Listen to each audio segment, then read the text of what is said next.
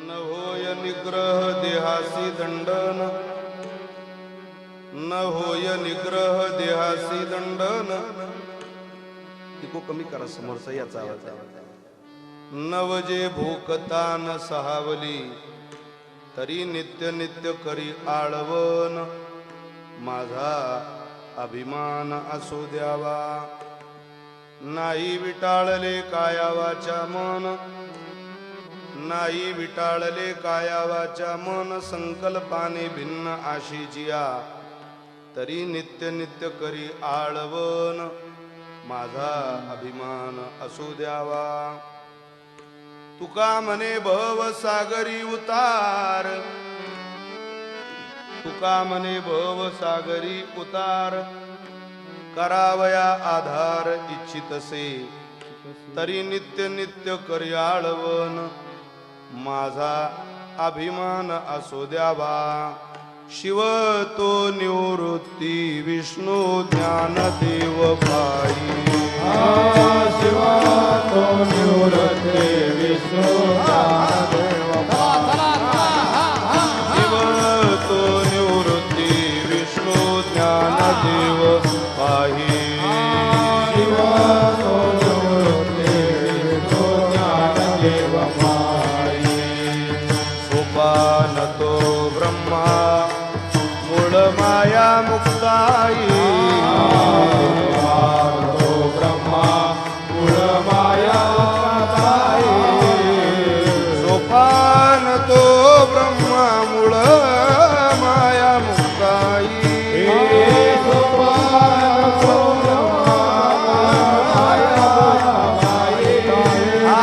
धन्य धन्य धन्य धन्य निवृत्ती राया.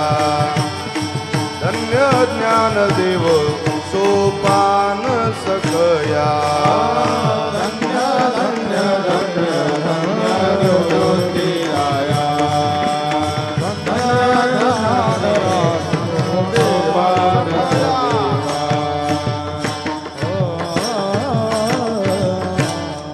संपाद्य ज्ञानंच विदाय भक्तिं, विलोकितो येन समाधिराज.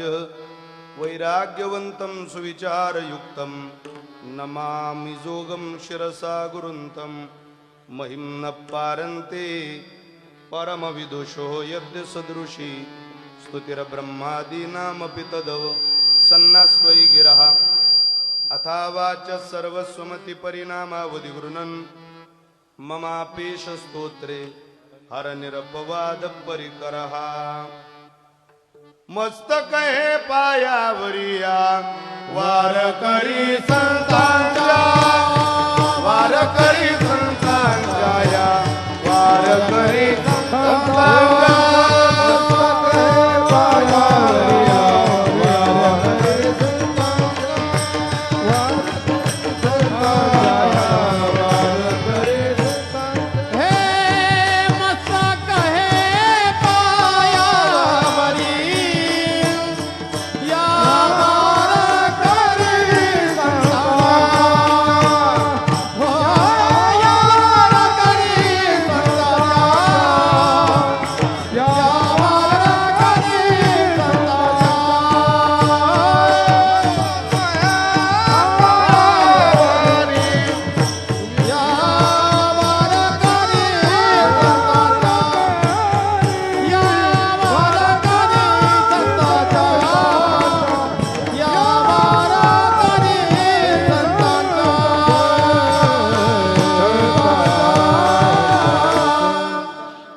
प्रतिवर्षी पंढरपुरा जाती महाद्वारा हरि बेटी.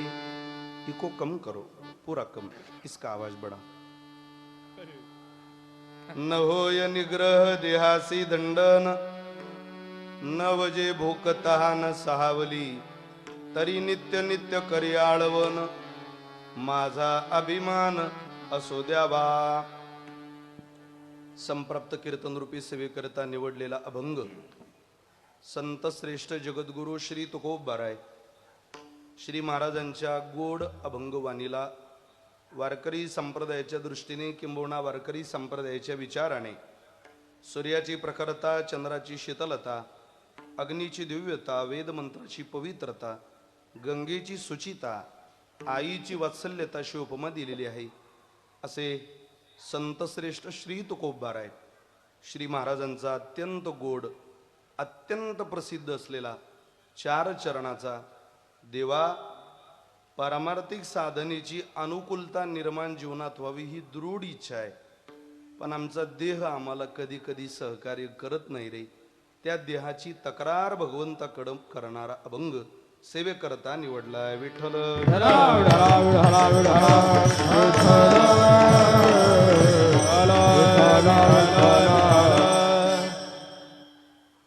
मावळातल्या सगळ्या विठ्ठल परिवारातल्या मावळ्यांनी केलेला अत्यंत देखणा उत्सव हा पुणे जिल्ह्यात इथं संपन्न होतोय. मावळाच्या या पवित्र भूमीत जगद्गुरु तुकोबर यांच्या भजनाचा आवाज, ज्ञानोबा यांच्या उपासनेचा स्वर, ज्ञानोबा यांच्या ओव्यांनी भरलेला हा प्रदेश, तुकोबर यांच्या अभंगवाणीने पवित्र झालेला हा प्रदेश, आणि या प्रदेशामध्ये हिंदवी स्वराज्याचं सुंदर स्वप्न साकारण्याकरता या भूमीनं केलेल्या उभ्या महाराष्ट्राला सहकार्य, आज या भूमीची ताकद, या भूमीतल्या कणानकणाची ऊर्जा, या भूमीतले शक्तीचे मॅग्नेट आपल्याला सगळ्यांना परिचित आहे. आणि त्याच भूमीमध्ये आपण सगळेच विठ्ठल परिवारातले सन्माननीय सदस्य एकत्रित येऊन हा अत्यंत देखणा उत्सव साजरा करीत आहात. कार्यक्रम भव्यही आहे आणि कार्यक्रम दिव्यही आहे. कार्यक्रम भव्य करायला पैसा लागतो, पण कार्यक्रम दिव्य करायला मात्र आशीर्वाद लागतो. मुंबईला गेलात, थोडासा इको येतोय तिकडचा, आम्हाला रिपीट येतोय. आम्हाला रिपीट नको यायला, याचा आवाज म्हणजे स्वच्छ ऐकेल. बाकी छान लावलंय तुम्ही बरं का. मुंबईला गेलात तर पैशाने निर्माण झालेली, पुणे शहरात गेलात तर पैशाने निर्माण झालेली बिल्डिंगची मोठी मोठी भव्यता पाहायला भेटते. टोपी खाली पडेपर्यंत पाहावं लागते, ती पैशाने निर्माण झालेली भव्यता आहे. पण आळंदीला गेल्यानंतर, देहूला गेल्यानंतर डोकं टेकून तुकोबारांचं, ज्ञानोबारांचं दर्शन घ्यावं लागतं. ही त्यांच्या आयुष्यातली दिव्यता आहे. हा संप्रदाय भव्यतेकडून दिव्यतेकडे प्रवास करणारा, अज्ञानाकडून ज्ञानाकडे प्रवास करणारा, अंधकाराकडून प्रकाशाकडे प्रवाहित असलेला देखणा संप्रदाय आहे. या वारकरी संप्रदायाचे आपण सगळे पायीक आहात. तुम्हा सगळ्या साधकांच्या चरणी साष्टांग दंडवत करतो, प्रणिपात करतो. उभ्या महाराष्ट्रालाच आमदार कोणता परिचित नाही. आपल्या महाराष्ट्रामध्ये विधानसभेचे 288 सदस्य आहेत, पण सगळ्यांनाच काही सगळे आमदार परिचित होत नाही. काही मंत्री आहेत त्यांचा परिचय राहत नाही, काही राज्यमंत्री आहेत त्यांचाही परिचय राहत नाही. पण केवळ वारकरी संप्रदायावर असलेल्या प्रेमामुळं मला असं वाटत नाही महाराष्ट्राला जनसेवक सुनील अण्णा हे नाव आमदारकी म्हणून मावळ या भागात तयार झालेलं आहे आणि लोकांची सेवा करत आहे. तेही सेवेमध्ये कुठेही समोर नाही, कोणतंही नाव पत्रिकेत नाही, कोणताही कुठं लावा जमा नाही, ताफा नाही. वारकरी आचारसंहिता सांभाळून जनसेवक या पदापर्यंत प्राप्त झालेलं हे अत्यंत चांगलं नेतृत्व या मावळ भागाला मिळालं. तुम्हा सगळ्यांचं खूप मोठं भाग्य आहे. एक चांगला व्यक्ती तुम्ही पुढे केला आणि तुम्हा सगळ्या आईवडिलांचे आशीर्वाद आदरणीय अण्णांच्या पाठीशी आहेत. बरोबर 2 जानेवारी 2025 रोजी मला अण्णांनी फोन केला. आजच्या दिवशी वर्षाला तुम्ही आम्हाला सेवा दिली नाही. म्हटलं तुम्ही आम्हाला फोन करताना जरा उशीर केला. आज मी तुम्हाला सांगतोय, पुढच्या वर्षी तुम्ही 2 जानेवारीला माझ्याकडे आलं पाहिजे. त्यांच्याच अट्टहासातून, त्यांच्याच प्रेमातून ही सेवा माझ्याकडे आज त्यांनी सुपूर्द केली. अण्णांनी त्यांचा परिचय आपल्याला सगळ्यांना माहिती आहे. शंकर बाबा या, त्यांचा परिचय मी करून द्यावा इतकं ते व्यक्तिमत्व सीमित नाही, मर्यादित नाही. उभ्या महाराष्ट्राला परिचय, पण त्यांचा एकच परिचय तुम्हाला देतो. महाराष्ट्रामध्ये 2025 मध्ये आमदारकीचा निधी खर्च करण्यामध्ये पहिला क्रमांक या माणसाचा होता, एवढं ध्यानात ठेवा. जेवढा निधी मिळवला 100% निधीचं वर्गीकरण, 100% निधीचा खर्च आणि 100% निधीची कामं आदरणीय अण्णांनी तुमच्या करता पूर्ण केली. आणि त्यांच्याच कुशल अशा मार्गदर्शनामध्ये तुम्हा सगळ्यांचे आशीर्वाद घेऊन अण्णांनी हे काम उभं केलं. विठ्ठल परिवारात जागतिक लेवलचा परिवार आहे. परिवार कसा असावा? बालेची माय बाल्यान बाली. परिवार सीमित नाही. परिवार कसा असावा आणि त्या परिवाराची व्याख्या कशी असावी?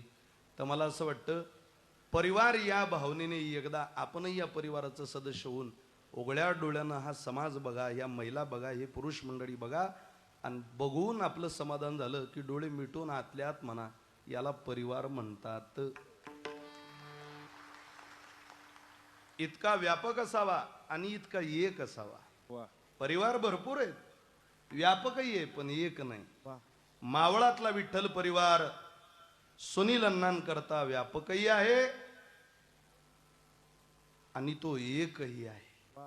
जेव्हा जेव्हा व्यापक व्हायची वेळ येईल तेव्हा या परिवाराची भूमिका वेगळी असते आणि जेव्हा जेव्हा एक व्हायची वेळ येईल तेव्हा या परिवाराची भूमिका वेगळी असते. म्हणून तुम्हा सगळ्या साधकांच्या चरणी मी साष्टांग दंडवत करतो, प्रणिपात करतो.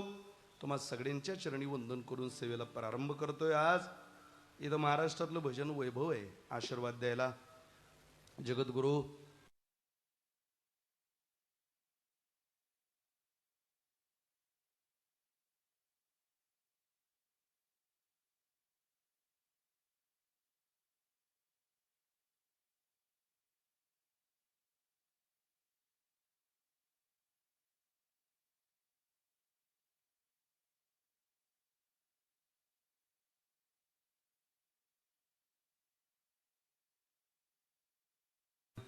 आमच्या मुक्ताबाईचा ज्यांना साक्षात अशा आदरणीय शंकर महाराज मराठे या कार्यक्रमाला उपस्थित आहे.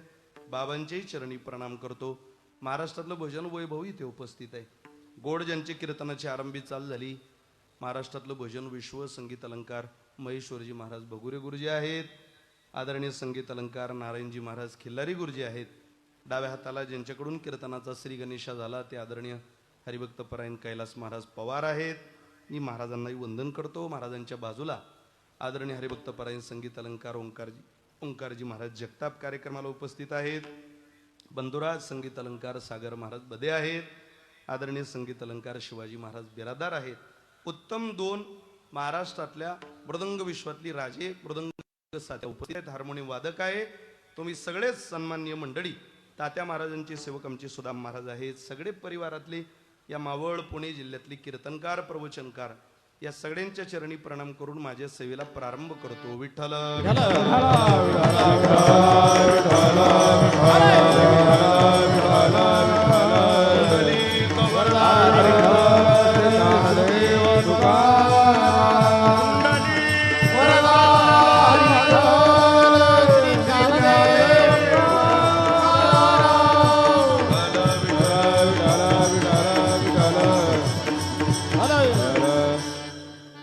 जगद्गुरु तुकोबर यांचा 4 चरणाचा अभंग मी आपल्या समोर म्हटला आहे. प्रस्तुत अभंगाच्या द्वारा तुकोबर आहे भगवंताकडे एक तक्रार आहे आणि ती तक्रार देवा मी खूप प्रयत्न करतोय पण हा काही मला सहकार्य करत नाही आणि जोपर्यंत याचं सहकार्य होत नाही तोपर्यंत परमार्थामध्ये यशस्वीतेचं फळ, सुखद फळ, समाधानाचं फळ मला प्राप्त होत नाही. भक्तरातल्या मनुष्यावर 4 प्रकारच्या कृपेची अपेक्षा असते. त्याला 4 प्रकारची कृपा मिळावी. 1 भगवत कृपा व्हावी, 2 संत कृपा व्हावी, 3 शास्त्र कृपा व्हावी, 4 आत्मकृपा व्हावी. यातली एकही न्यूनता असेल, एकाही कृपेची आपल्याकडे उपलब्धी नसेल तर आपलं जीवन कळसाला निदान वारकरी संप्रदायात तरी जात नाही. 1 भगवत कृपा असावी. देवाच्या कृपेचा खूप मोठा महिमा आहे. त्याची कृपा झाली मग वैऱ्याचंही चांगलं होतं, कोणाचंही चांगलं. त्याच्या उपकारानं राक्षसांचं चांगलं झालं. कृपा करण्याच्या योग्यतेचे नव्हते तरी यानं केली. जे तेची कृपा लाई जे वरू ते तेच म्हणे बेभिचारू तरी मी का भस्मासुर अर्जुन म्हणे. अहो याच्या कृपेनं याला त्रास झाला तरी यानं कृपा करणं काही सोडलं नाही. केली कृपा. भली मोठी कथा आहे. त्या भस्मासुराला अपेक्षा होती मी ज्याच्या डोक्यावर हात ठेवेल तो जळून भस्म झाला पाहिजे. भगवान महादेव म्हटले चल दिलं तुला, मलाही वेळ नाही तुलाही वेळ घेत नाही तुझा, तथाच तू. तो म्हणे एवढ्या लवकर, माझा विश्वास होत नाही तुम्ही मला दिलं. भगवान महादेव म्हटले सोनू तुझा माझ्यावर भरोसा नाही. अरे दिलं मी तुला, तू ठेवून बघ तुझ्या वैरेच्या डोक्यावर हात. तो म्हणे इथं तुमच्याशिवाय दुसरं कोण आहे बुवा आता. अरे मग काय माझ्या डोक्यावर हात ठेवतो का. हात ठेवायचा प्रयत्न केला. भगवान महादेव पुढं, भस्मासूर माग. काय ताप झाला. भगवान महादेव म्हटले कृपा करून दुःख न मागं लागलं, आजार मागं लागला. शेवटी विष्णू भगवंताला दया आली. परमात्म्याने मोहिनीचं रूप घेतलं, मोहिनी अवतार घेतला आणि भस्मासुराच्या एकदम पुढे आली. तर ती रूप पालन तो थांबला. अरे रील आली मध्ये तर माणसं पुढं लोट लोट एकदम रील आली तर पुढची गेलेली मागं घेता. तिथं मोहिनी होती. मोहून टाकणार तिचं रूप. कोण तुम्ही. ते म्हणे तुझ्या करता आली. अरे बापरे माझ्या करता, द्या मग तुमचा व्हॉट्सअप नंबर लवकर. ते म्हणे नंबर काय घेतो, लग्नच करायला आली मी तुझ्याशी. असं हो हो, पण तुम्हाला नाचता वगैरे येते का. तर म्हटलं बापरे आम्ही राक्षसी कोळातली माणसं आहे. चालू डीजे जर बंद पडला आणि फक्त जनरेटर चालू असलं तरी आम्ही नाचू शकतो. असं कोळ आहे आमचं. फक्त जनरेटरच्या आवाजावरही आम्ही अंग हलवतो. आमच्यात काय ताकद आहे. ती म्हणे नाचून दाखव बरं. दोन्ही हात कमरेवर ठेवले, चालू केलं. बाबा रामकृष्ण हरी जय जय रामकृष्ण हरी, रामकृष्ण हरी जय जय. या भस्मासुराचे कमरेवर हात, मोहिनीचे कमरेवर हात. हळूच मोहिनीने एक हात उचलला आणि खांद्यावर ठेवला. आता नाच. रामकृष्ण हरी जय जय रामकृष्ण हरी. त्याने हात खांद्यावर ठेवला. हळूहळू मोहिनीने आपला उजवा हात उचलला, कमरेवर घेतला. डावा कमरेवरचा उचलला, खांद्यावर घेतला. आता नाच. रामकृष्ण हरी जय जय रामकृष्ण हरी, रामकृष्ण हरी जय जय राम. हळूहळू मोहिनीने आपला उजवा हात उचलला, स्वतःच्या डोक्यावर ठेवला. आता नाचा. त्याने आपला उजवा हात उचलला आणि डोक्यावर ठेवला. रामकृष्ण हरी जय. अरे बंद पडलं भजन, मेला तो भस्मासूर. कृपेचा याला त्रास झाला पण कृपेचा स्वभाव यानं सोडला नाही. भगवत कृपा राक्षसालाही पात्र होऊ शकते जर तो त्या योग्यतेचा ठरला तर सहज मिळेल. चला दुसरी कृपा आहे संत कृपा. संत कृपा लवकर होत नाही महाराज, पण एकदा झाली की ज्याच्यावर होईल तो रेडा असू द्या त्याचं मंदिर होतं. निर्जीव भिंत असू द्या तिचं मंदिर होतं. निवाशाला मशीद सुद्धा बोलायला लागते. संत कृपा कशाला म्हणतात. कृपा दान केले संत, कृपा दान केले संत, कृपा दान केले संत, कृपा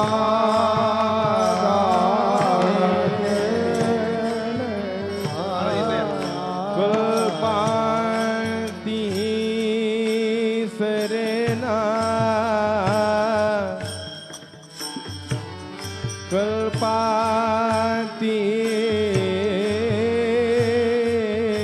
सरेना कृपादान कविता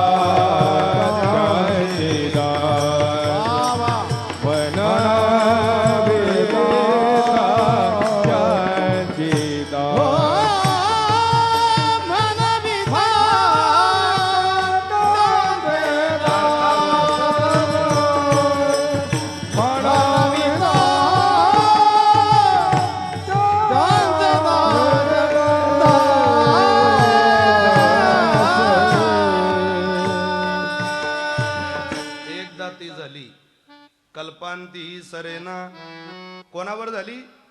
अरे होता कृपा तुमची पशु बोले वेद, त्यांच्या कृपेनं पशु वेद बोलतो तर तुमचं माझं काय. चला विस्तार करत नाही, मला चौथ्या कृपेकडे जायचंय. 1 भगवत कृपा, 2 संत कृपा, 3 शास्त्र कृपा. ही कृपा साधक दशेमध्ये खूप महत्वाची. परमात्मा कळावा असं वाटत असेल तर शास्त्र कळालीच पाहिजे. आपली 3 शास्त्र आहेत जी मराठीतली प्रस्थानत्रयच आहेत. कोणती कोणती? 1 भगवती ज्ञानेश्वरी, 2 तुकोपनिषद तुकोबरांचा गाथा, आणि 3 एकनाथी महाराजांचं भागवत. ही वारकरी संप्रदायाची प्रस्थानत्रय. इतरांची कृपा सोडून द्या, पण अध्यात्मात आणि साहित्यात शोभून दिसणाऱ्या ग्रंथांची कृपा आपल्यावर झाली पाहिजे. काय अभंग तुम्ही वाचायला घ्या, लगेच पाठ होतात. मी पंढरपूरला वक्ते बाबांकडे असताना नाट पाठ करता करता सुरुवातीचे ऐकलेले नाट लवकर पाठ झाले, पण पुढचे नाट पाठ होत नव्हते. त्यावेळेला मी बाबांना म्हटलं, बाबा हे नाट पाठ नाही होत आणि काही फारच लवकर पाठ होतात. त्यांनी दिलेलं उत्तर मला आजही आठवतं. वक्ते बाबा म्हटले, बाळा अरे जे अभंग लवकर पाठ झाले त्या अभंगाची आपण पूर्वजन्मात खूप सेवा केलेली आहे, आणि जे आपल्या मुखात बसत नाही, जे आपल्या लक्षात राहत नाही, पाठात राहत नाही, त्याच्याकडे आपण गेल्या जन्मात खूप पाठ फिरवली आहे. प्रयत्न कर, तुझ्यावर तुकोबारा कृपा करतील. शास्त्र कृपा फार महत्वाची महाराज. आपण जे काही वाचायला घेतो त्याची कृपा. काही लोकांवर काय कृपा असते, एक पाठी असतात महाराज, लगेच पाठ होतो त्यांची. नुसतं वाचायला द्या सहज, एक पाठी माणसं असतात. काही केवढ्याला घासून घासून घासून तरी द्रुपद आठवतच नाही, होत नाही. शास्त्र कृपा. आणि 3री कृपा आहे आत्मकृपा. या वरच्या 3 कृपेकडे जायला जी सगळ्यात महत्वाची आहे ती आत्मकृपा. भलं व्हायला पहिल्यांदा माणसाची स्वतःची आपल्यावरच कृपा व्हावी लागते. 11 महिने वारी करावी वाटते माणसाला, मी यंदा वारीला जाईल, वारीला जाईल, वारीला जाईल. पण प्रस्थानाची तारीख समजली की हळूहळू हळूहळू ती धार पायी जाण्याची कमी होत जाते. आणि त्याच्या आदल्या दिवशी माणूस म्हणतो आपल्याला एवढ्या गर्दीत जमायचं नाही. समजा 11 महिने होती, शेवटच्या दिवशी राहिली नाही. आत्मकृपा कधी हात काढून घेईल सांगता येत नाही. शरीरम आद्यम खलु धर्म साधनम. शरीरानं परमार्थाकरता कृपाच केली पाहिजे. तुकोबारे म्हटले आम्हाला तो सहकार्य करत नाही. ज्याला ज्याला याने सहकार्य केलं त्याचं जीवन कळस आला गेलं. एरवी 14 दिवस भूक लागत नाही, पण एकादशीच्या दिवशी पहाटेच. काय आपले देह आहे. सुंदर दृश्य इथं व्यंकटरमणा गोविंदा. अहो आल्या आल्या अण्णांनी आणलेल्या या सुंदर विठ्ठल परिवाराच्या भव्य महाद्वारात आलो की कुठं आल्यासारखं वाटतं. असं वाटतं क्षणभर आपण कुठं आलो, तिरुपतीला आलो, बालाजीला आलो. इतकं सुंदर दृश्य पाहून इथं येऊनही आला. हे ज्याला हे दृश्य पाहू वाटत नसेल समजावं, त्याचा डोळा त्याचा देह त्याला हे दृश्य पाहण्याकरता सहकार्य करत नाही. चांगलं पाहायला देहाचं सहकार्य लागतं, कृपा लागते. चांगलं वाचायला देहाची आत्मकृपा लागते, स्वतःची कृपा लागते डोळ्यांवर. सुंदर पूजा चालू आहे आणि तरी आपल्याला ते पाहू वाटत नाही. कीर्तन चालू असून सुद्धा काही माणसं आपला मोबाईल चालत बसतात. समजावं दोष त्यांचा नाही, त्यांचा देह त्यांना परमार्थ करू देत नाही. महाराज तो काय म्हणे, नाड पाप ठाके हिता. ते बरोबर पाप आडवं होतं आणि ते म्हणतं काय ऐकतो रे कीर्तन. आपल्याला ही सगळी साधनं मग थांबवतात.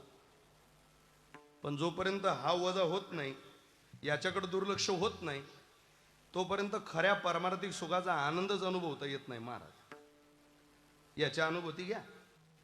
तुकोबारे म्हणतात ना, तुका म्हणे नाही निरसला देह.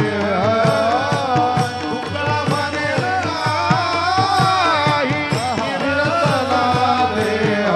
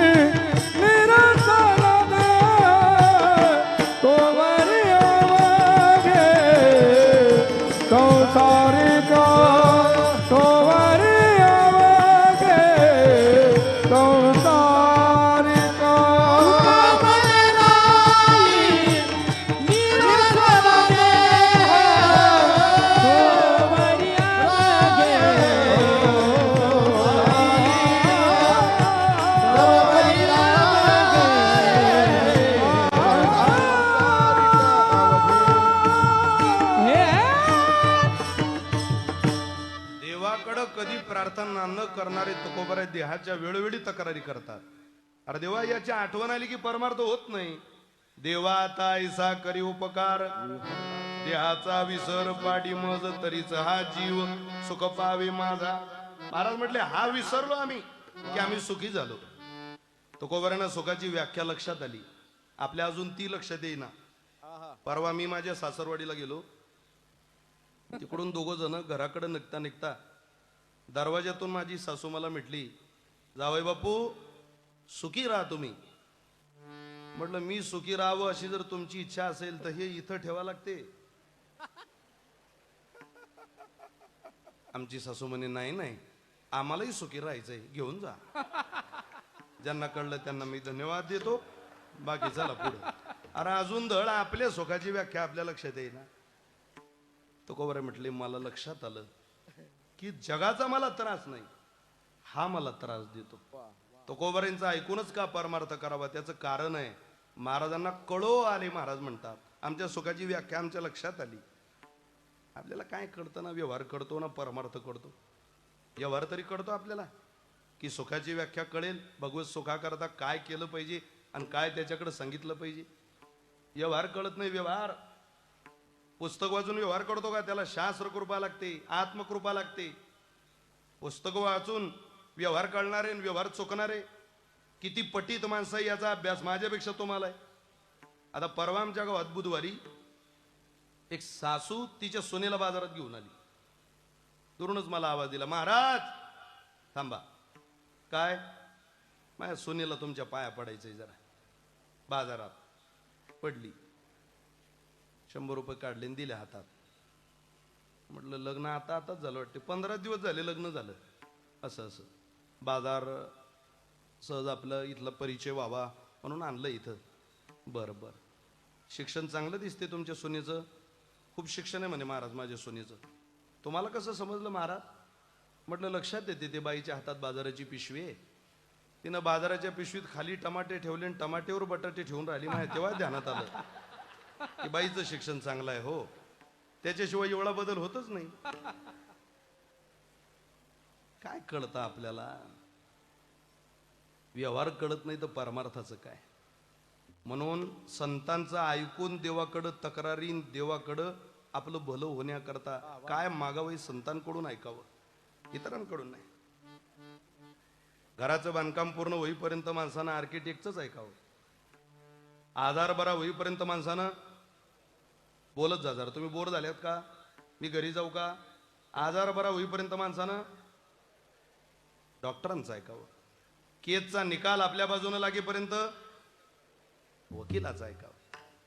आमचे गुरुजी म्हणायचे, एकानं गवताचा भारा सायकलवर ठेवला आणि तो रोडला लागला, उतारावर लागला. उतारावर लागल्यावर त्याच्या सायकलची ब्रेक गेली. पुढे एक बाई होती, त्यानं त्या बाईला आवाज द्यायला सुरुवात केली, ओ बाई वा बाजूला, अरे ओ बाई वा बाजूला, सायकलला ब्रेक नाही, अरे ओ बाई. ते तिच्या नवऱ्याचं ऐकत नाही, याचं ऐकीन ना. ऐकून बसली, धडक पडली. ते बाई खाली, पाय फ्रॅक्चर झाला. दवाखान्यात गेली, गुन्हा दाखल केला. याच्यावर तारीख पे तारीख, तारीख पे तारीख. एक वकील सायकलवाल्याचा आणि एक वकील बाईचा. निकाल सुनावणीची वेळ आली. एका कटगाऱ्यात बाईन, एका कटगाऱ्यात सायकलवाला. वकील त्या बाईला म्हटला, बाई निकाल तुमच्या बाजूने, काळजी करू नका, माझ्यावर सोडा, शांत राहा. सायकलवाल्याला सांगितलं, काळजी करू नको, तुझ्याच बाजूने निकाल आहे, माझ्यावर सोड. विचारलं तेवढंच उत्तर दे. जज साहेब म्हटले, का रे बाबा, ज्या सायकलची धडक या बाईला बसली ती सायकल कोणाची होती रे? तो म्हटला, माझी. अरे मग रोडला बिना ब्रेकची सायकल आणायची नसते बाळा. तर म्हटलं, साहेब मी घरून निघालो तेव्हा सायकलला ब्रेक होते, रोडला लागलो तेव्हा सायकलला ब्रेक होते. भारा सायकलवर ठेवला तेव्हाही सायकलला ब्रेक होते, पण सायकल उतारावर लागली आणि सायकलची ब्रेक गेली. माझा नाईलाज होता. अरे पण तुझ्या नाईलाजामुळे त्या बाईचा पाय फ्रॅक्चर झाला ना. आता नुकसान भरपाई करून दिली पाहिजे त्या बाईची. त्यानं आपली मान खाली घातली. मी काय म्हणतो, जज साहेब म्हटले, मान काय खाली काढतो? अरे त्या बाईची नुकसान भरपाई करून दिली पाहिजे, तरी याची मान खाली. मी काय म्हणतो, अरे त्या बाईचं नुकसान भरून दिलं पाहिजे, खाली काय पाहतो? त्या बाईनं गप्प बसाव ना. ती बाई म्हणे, का रे आता काय दातकीड बसली का तुला? तेव्हा तर लय ओरडत होता, बाई बाजूला व्हा, बाई बाजूला व्हा, बाई बाजूला व्हा. जसं म्हटलं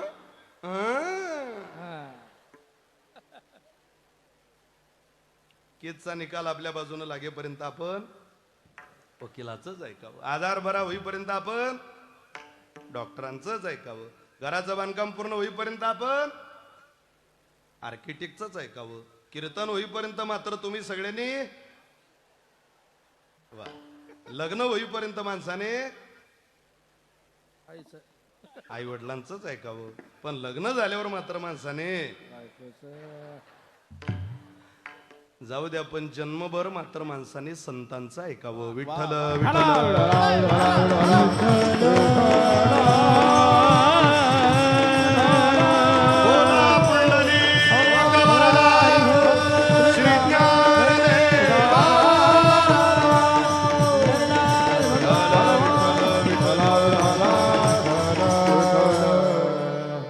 त्यांच्या वचनात परमार्थ केला की आपल्याला त्रास होत नाही, आणि तो त्रास होऊ नये असं वाटत असेल तर तुकोबाराय ज्याची काळजी आपल्या आयुष्यात घेता, मला वाटत नाही महाराज की तुकोबाराय स्वतःच्या देहाबद्दल बोलताय.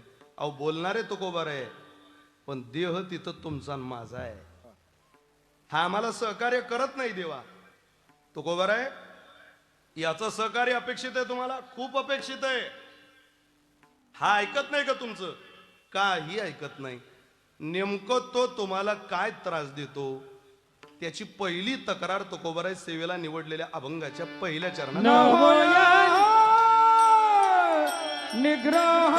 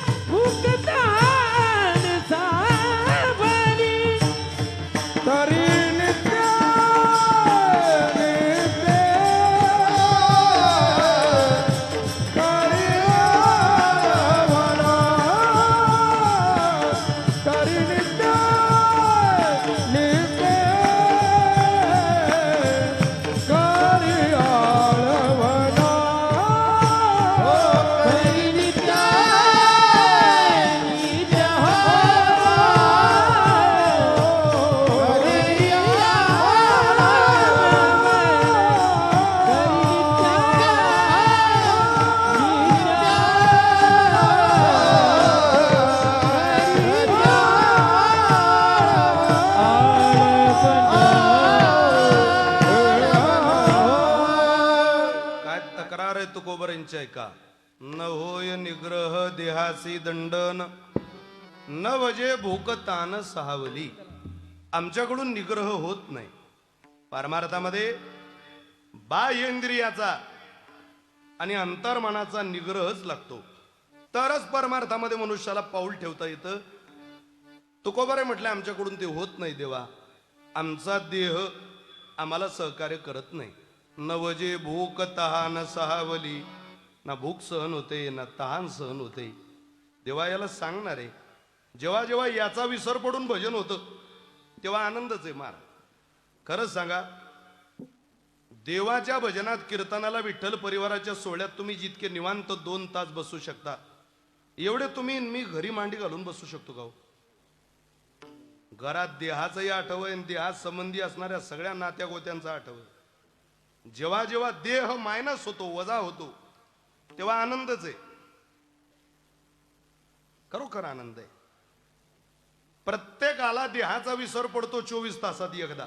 प्रत्येकाला. कधी कधी तुम्ही बोर झाले का, मी घरी जाऊ का, कधी पडतो? झोपेत. झोपेत सुख आहे महाराज.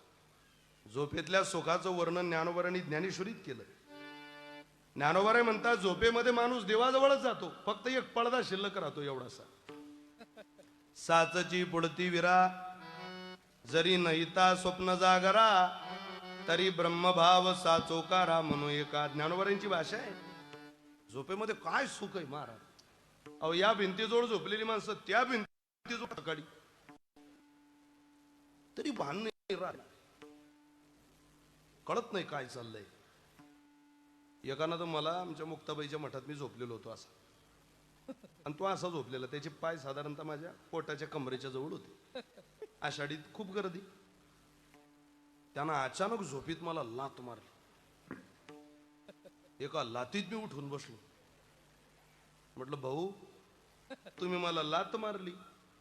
तो म्हणे मी लात नाही, मी गाडीला किक मारली. म्हटलं बरं झालं बाबा, तुम्ही फक्त किकच मारली, त्या गाडीचा चक्कर बिक्कर आणायचा प्रयत्न केला नाही, आता जीव गेला असता आमचा. काय भांडरातच होते. स्वप्नात सुखदुःखाचा धर्म लागू होतो, जागृतीत आल्यावर झोपेत नाही लागू होत. चोरी झाली एखाद्या माणसाच्या घरात स्वप्नात, यानं चोरांना थांबवण्याचा प्रयत्न करता करता चोरांनी याचे दोन्ही हात तोडून टाकले. चोर चोरी करून निघून गेले. घरदार रडायला लागलं, बायको रडते, मुलं रडतात, पूर्ण दोन्ही हाताचं रक्त वाहत आहे. आकांत चालू आहे त्या घरात. आणि तो म्हणतो आता आपला संसार पुढं कसा जाईल, मी करू काय सांगा. त्याच्या हाताचं रक्त बंद होण्याकरता कोणतं औषध लावता त्याला आता? ज्ञानोबाराय म्हणतात स्वप्नीची या घाया, ओखद छेवची धनंजया. अरे त्याला जाग येणं हे सगळ्यात मोठं औषध आहे. तो देहावर आला याची आठवण झाली की हा सुखही लागू देत नाही वारा, आणि दुःखाचाही वारा लागू देत नाही, इतका ताकदवान आहे देह. याला आठवलं की तो बाकी सगळं वजा करतो. तुकोबाऱ्यांना याची काळजी वाटते. भूक लागली की तुझं विस्मरण होतं देवा, तहान लागली की तुझं विस्मरण होतं. खऱ्या अर्थाने याचा विसर आम्हाला पडला पाहिजे, म्हणजे तुझं स्मरण नित्य होईल. त्या गोपिकांचं चरित्र बघा तुम्ही. काय झालं, भगवंतांना एक दिवस द्वारकेमध्ये ताटात लोणी वाढलं खायला. शेजारी उद्धवजी जेवणाला बसलेले होते. आपला हक्काचा मित्र, जवळचा सोयरा, जवळचा मित्र, आपला स्वकीय, ज्याच्यावर आपलं प्रेम आहे, आपल्यावर ज्याचं प्रेम आहे, असा माणूस जवळ बसला असला जेवणाला की 2 घास माणूस जास्त जेवतो. उद्धवजी सोबत बसलेले आहेत. ताटात लोणी पाहिलं, भगवंताच्या डोळ्याला पाणी आलं. का रडताय तुम्ही? मला त्या गोपिकांची आठवण येते. भगवान म्हटले ज्यांची ज्यांची मुलं बाहेर शिकायला आहे ते घरी गोडधोड पदार्थ बनवत नाही महाराज. बापाच्या आईच्या ज्याचा पोरगा लांब आहे शिक्षणाकरता, त्या मुलाच्या आवडीचे पदार्थ माय कधी घरात बनवू शकत नाही.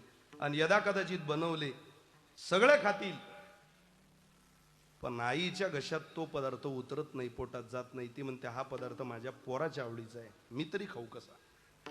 नवीन नवीन लग्न झाल्यावर लेक माहेरातून सासरी नांदायला गेल्यावर जर तिच्या आवडीचा पदार्थ, तिला आवडणारी माव्याची जिलेबी बापानं बाजारात पाहिली तर बाप भर बाजारात रडतो. जिलेबी तिला खूप आवडते आणि तिलाच आवडणारी जिलेबी तीच खायला घरात नाही घेत नाही महाराज. लोणी ज्यांनी खाऊ घातलं, ज्यांच्या बरोबर मी खाल्लं, ते खाण्याचा आनंद गोकुळात, इथं नाही. पण लोणी खाऊ घालणाऱ्या कशा असतील याचं स्मरण भगवंताला झालं. त्या जाण वेद गर्वीच्या श्रुती, श्रुती रूपी नवे मतप्राप्ती, म्हणून या पहुडल्या नेती नेती सुख संगती न पवेती. त्या काय सामान्य होत्या का? भगवंतानं स्वतः उद्धवजीला सांगितलं, तुम्ही जर गेलात तिकडं आणि आमच्या त्या गोपिकांची भेट घेऊन आला तर बरं होईल जरा. देवाच्या सांगण्यावरून उद्धवजींनी भगवंताचा तर रथ घेतला, गोकुळाकडे निघाले.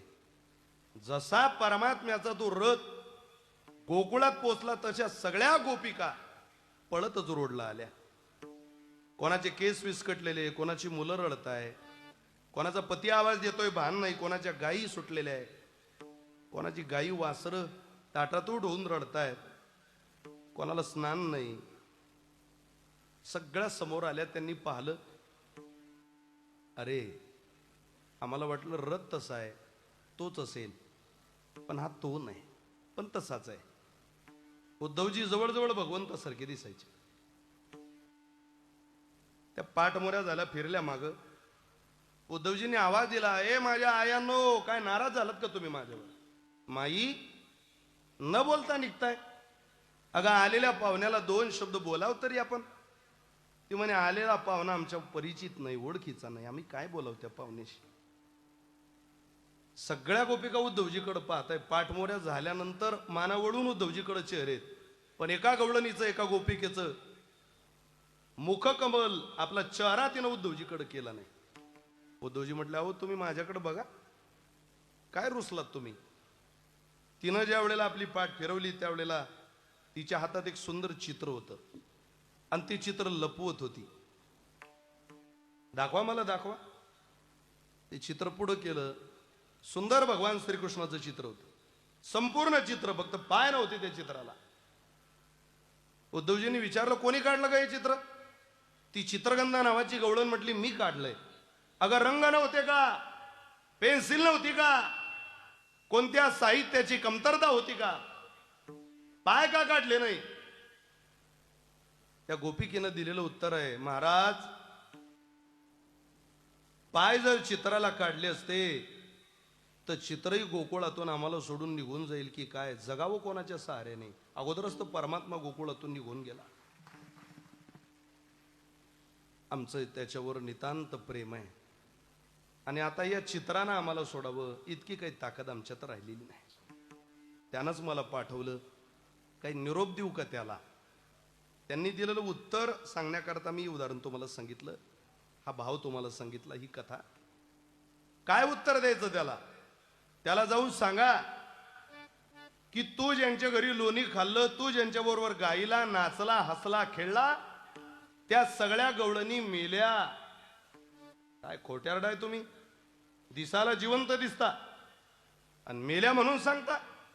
त्याला सांग, तू सोडून गेला तेव्हाच आम्हाला मरण आलं. तू इथं होता तोवरच आम्ही जिवंत होतो. म्हणजे अहो त्याच्या भक्तीमध्ये